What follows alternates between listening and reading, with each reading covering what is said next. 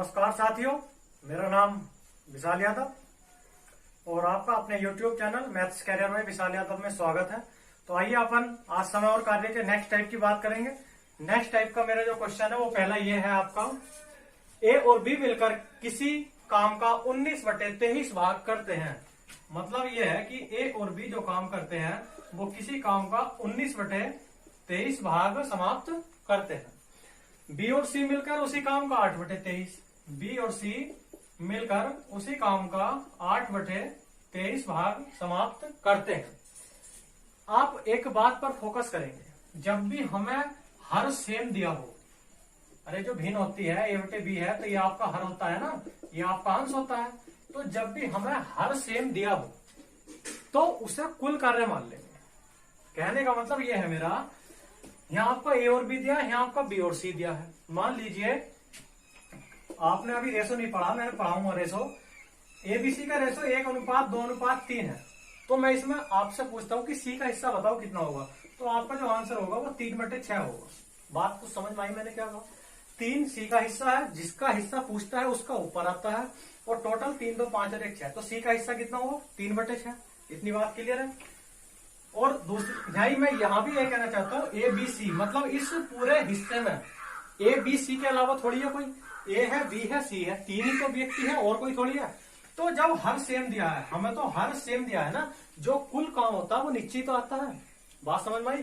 तो भैया मैंने A+B+C का टोटल काम कितना मान लिया? 23 मान लिया। इतना बात आप ध्यान रखें। जब भी आपको हर सेम दिया हो, जब भी आपको हर सेम दिया हो, उसके लिए क्वेश्चन है, ठीक है। जब भी आपको, अभी हर सेम नहीं है, अगले क्वेश्चन में वो भी बताऊंगा मैं आपको। जब भी आपको हर सेम दिया हो उसके लिए क्वेश्चन है। तो हर सेम मेरा है तो ABC ही तो है, तो मैंने कुल काम ABC का कितना मान लिया? 23 मान लिया। क्लियर है इतनी सी बात? तो ABC का कुल काम आपका 23 आया, लेकिन वो कहता है A+B। मैंने अभी बताया था जिसका काम पूछता है उसका ऊपर आता है। तो A और B का काम टोटल कितना दिया? 19 दिया है। और B और C का टोटल काम कितना दिया है? 8 दिया है। इतनी बात क्लियर है? जिसका काम पूछेगा उसको ऊपर आएगा। या B+C का काम दिया है तो 8 है, A+B का काम ऊपर दिया 19, तो 19 है। टोटल कितना हुआ? हर सेम है मेरे पास 23। इतनी बात समझ में आई? अब भाई उसने B का हिस्सा पूछा है। बात समझेंगे मैं क्या कहना चाहता हूँ? उसने हमसे B का नहीं, A का कर लेंगे पहले इसे, ठीक है। जब आप A का समझ जाएंगे तो और भी समझ जाएंगे। उसने A का हिस्सा हमसे पूछा है, तो आप एक बात बताइए, तीनों के काम में से मैं B+C का काम घटा देता हूँ। तीनों के काम में से B+C का काम अगर मैं माइनस कर दूंगा तो मेरे पास A का हिस्सा आएगा कि नहीं आएगा? इतनी बात समझ में आ रही कि नहीं?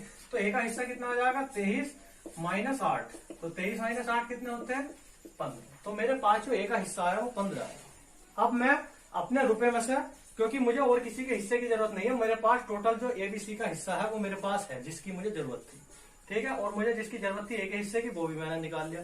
तो भाई मुझे इन रुपए में से A का हिस्सा बताना है। तो A का हिस्सा 15 बटे टोटल का ही तो 15 होगा। टोटल कितना? 23 और गुणा 1058।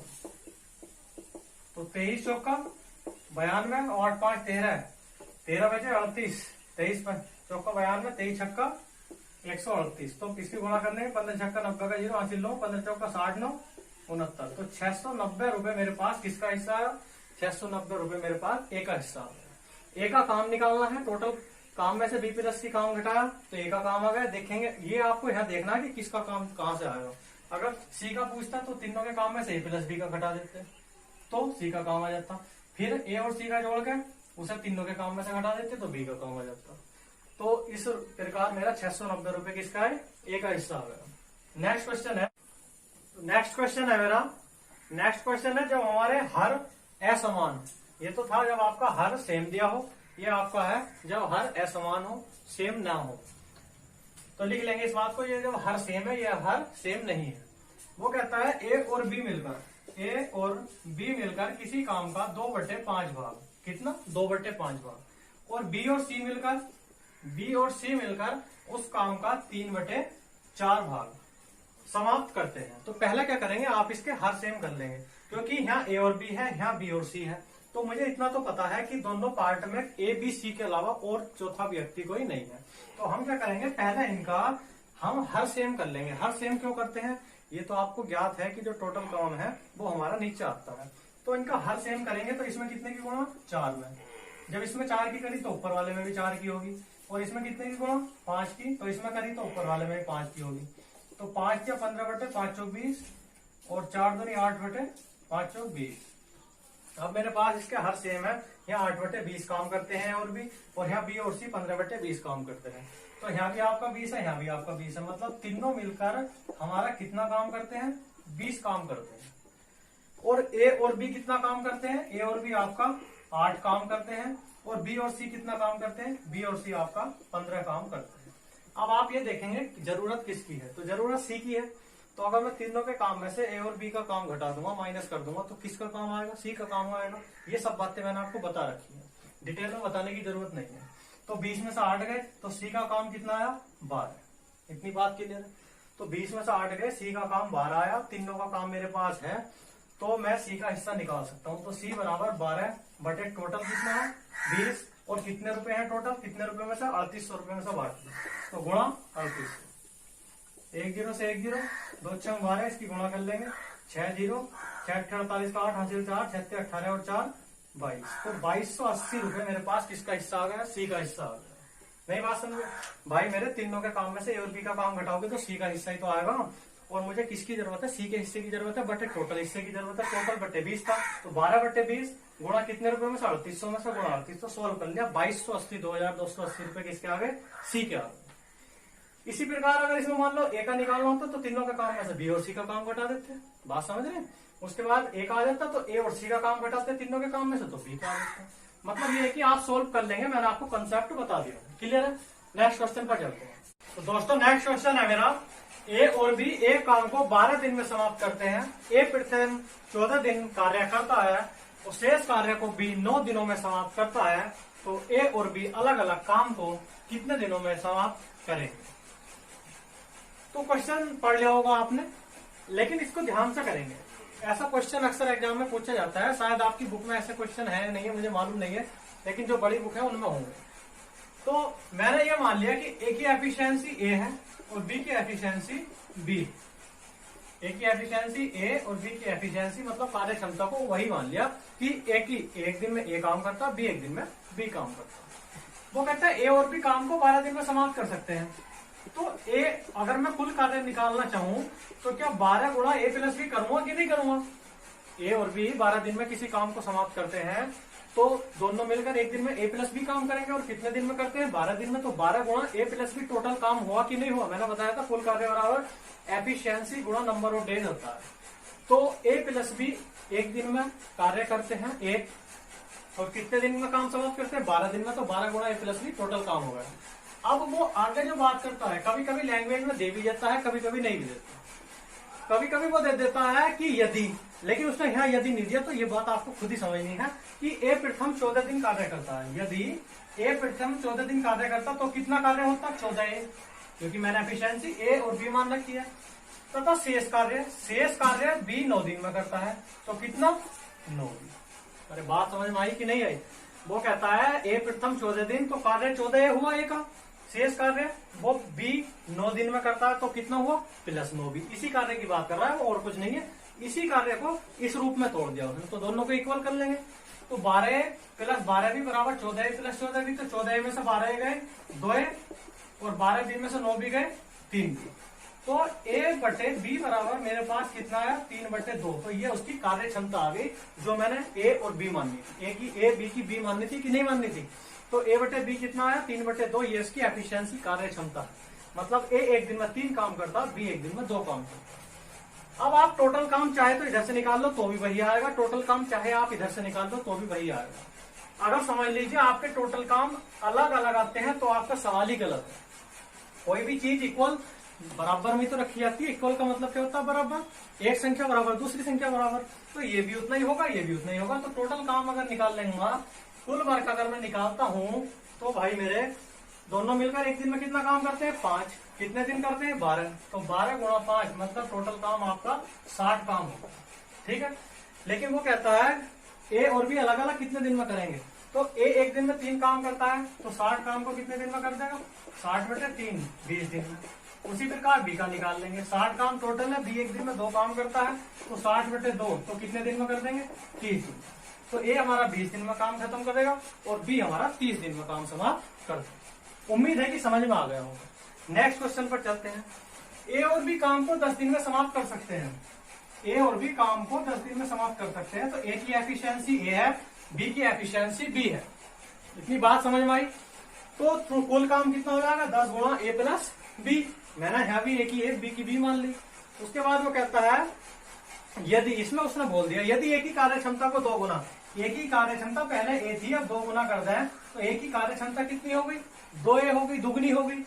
तथा बी की कार्य क्षमता पहले बी थी और अब आधा कर रहा है तो बी की कार्य क्षमता कितना कर देंगे b/2 कर देंगे। कर दे तो काम समाप्त करने में 8 दिन लगते हैं। तो भैया इसको काम समाप्त करने में कितने दिन लगते हैं 8 दिन लगते हैं। इतनी बात समझ में आई। अरे बात 10 दिन में करते थे पहले। तो ए की एफिशिएंसी ए है, बी की एफिशिएंसी बी है, तो दोनों मिलकर एक दिन में ए प्लस बी काम करेंगे। 10 दिन करते हैं तो 10 गुणा ए प्लस बी।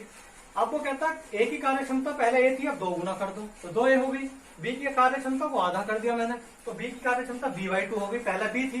तो कुल मिलकर कितने दिन में समाप्त करते हैं 8 दिन में, तो गुणा 8 कर देंगे। तो ये मेरे पास कुल काम होगा। ये एफिशिएंसी गुणा नंबर ऑफ डेज कितना 8।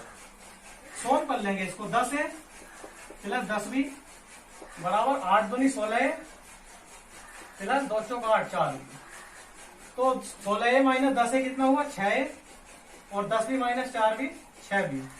अरे इतनी बात समझ में आई आपकी नहीं आई। तो मेरे पास a/b कितना हुआ a/b हुआ आपका 1/1। मतलब a भी एक दिन में एक काम करता है और b भी एक दिन में एक काम करता है। दोनों की जो एफिशिएंसी है वो आपकी इक्वल है।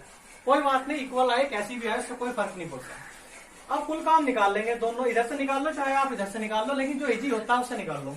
तो इजी मेरा ये है। तो दोनों मिलकर एक दिन में कितना काम करते हैं 1 और 1 2 और कितने दिन करते हैं 10 काम। तो कुल काम कितना हुआ टोटल वर्क हुआ मेरे पास 10 गुणा 2 20 काम टोटल हो गया। तो मेरे पास टोटल काम कितना 20 काम 20 काम। वो कहता है बी अकेले कितने दिन में करेगा। तो भाई बी अकेले कितने दिन में करेगा 20 काम है टोटल। बी एक दिन में एक काम करता है तो 20 दिन में करेगा। ये वैसे तो आपका ए भी 20 दिन में करेगा और बी भी अलग 20 दिन में करेगा, लेकिन पूछा बी का गया है तो 20 काम टोटल। एक दिन बी एक दिन में एक काम करता है तो 20 दिन में मेरा टोटल काम कर देगा। तो कितना आंसर है 20। उम्मीद है कि समझ में आ गए होंगे। इतना हार्ड क्वेश्चन नहीं है, ध्यान से कर लेंगे, वीडियो पॉज करके देख सकते हैं। क्लियर है। एक क्वेश्चन और करते हैं दोस्तों। नेक्स्ट क्वेश्चन है ए पहले 8 दिन कार्य करता है, शेष कार्य को बी 18 दिन में करता है। यदि ए 14 दिन कार्य करता तथा शेष कार्य को बी 9 दिन करता। अब आप एक बात समझेंगे, अभी तक आपको क्या दिया था शुरू में ही बोल देता था कि ए और बी मिलकर इतने दिन कार्य करते हैं, लेकिन यहाँ उसने स्टार्टिंग में दोनों का कंबाइंड टाइम नहीं दिया, यहाँ उसने अलग अलग दिया है। तो कोई बात नहीं, क्वेश्चन उसी प्रकार होगा। ए पहले 8 दिन कार्य करता है, ए की एफिशिएंसी मैंने ए मान ली और बी की एफिशिएंसी मैंने बी मान ली। ठीक है। तो ए पहले 8 दिन कार्य करता है तो ए कितना काम कर देगा 8 ही कर देगा। शेष कार्य को बी 18 दिन में करता है तो प्लस 18 बी। तो टोटल काम कितना हो गया 8 है प्लस 18 बी। अभी तक क्या देता था दोनों मिलकर 10 दिन में करते हैं तो ए प्लस बी गुणा 10 कर देते हैं। अब तो लेकिन यहाँ उसने तोड़ कर दे दिया, हमको कंबाइन ना देकर डिस्ट्रीब्यूट कर दिया ए और बी को। तो ए पहले 8 दिन मतलब 8 है और शेष कार्य को बी 18 दिन में तो प्लस 18 बी। तो टोटल काम ए और बी 8 है प्लस 18 बी हो गया जब दोनों करते हैं। ठीक है। यदि इसी काम को कहता है यदि ए 14 दिन कार्य करता है तो कितना होगा 14 ए। बी का काम देख लेते हैं। शेष कार्य को बी 9 दिन में करता है तो कितना काम कर लेगा 9 बी। तो यही शेष काम 14 ए प्लस 9 बी में भी कन्वर्ट है। तो दोनों को इक्वल करके सोल्व कर सकते हैं। तो 14 ए माइनस 8 है 6 और 18 बी माइनस 9 बी 9 बी। तो ए बटे बी जो आया मेरे पास वो आया 3/2। मतलब ए की कार्य क्षमता 3 है और बी की कार्य क्षमता 2 है। अब मैं इसको सोल्व कर सकता हूं, चाहे आप इधर से निकाल लो टोटल काम, चाहे आप इधर से निकाल लो, दोनों से इक्वली आएगा। क्लियर। तो ए टोटल काम निकाल लेंगे पहले 8 गुणा 3 प्लस 18 गुणा बी का काम कितना 2 18 गुणा बी। तो 8 से 24 18 दूनी 36। तो मेरे पास टोटल काम कितना हुआ भाई 60 काम टोटल होगा। अब उसने पूछा ए और बी अलग अलग कितने दिन में करेंगे। तो ए बराबर 60 बटे ए एक दिन में 3 काम करता है तो 60 काम कितने दिन में कर देगा 20 दिन में। उसी प्रकार बी है टोटल काम 60 है, बी एक दिन में 2 काम करता है तो 60 बटे 2 तो कितने दिन में कर देगा बी 30 दिन में कर देगा। तो ए 20 दिन में करता है, बी 30 दिन में करता है। तो उम्मीद है कि समझ में आ गया होगा। इतना हार्ड क्वेश्चन नहीं है, उसी प्रकार का क्वेश्चन है। क्लियर है। तो दोस्तों अगर आपको समझ में पढ़ाया वो आता है तो लाइक शेयर सब्सक्राइब कर दिया करो। अगर आपको नहीं आता समझ में या आपको अच्छा नहीं लगता तो कोई बात नहीं, ना आप शेयर करें ना आप सब्सक्राइब करें। क्लियर? अगर आता है तो कर दीजिए। तो आज के लिए इतना ही काफी है। बाकी नेक्स्ट कंसेप्ट नेक्स्ट टाइप के साथ मैं आपको कल मिलूंगा नेक्स्ट वीडियो में। जय हिंद, जय भारत।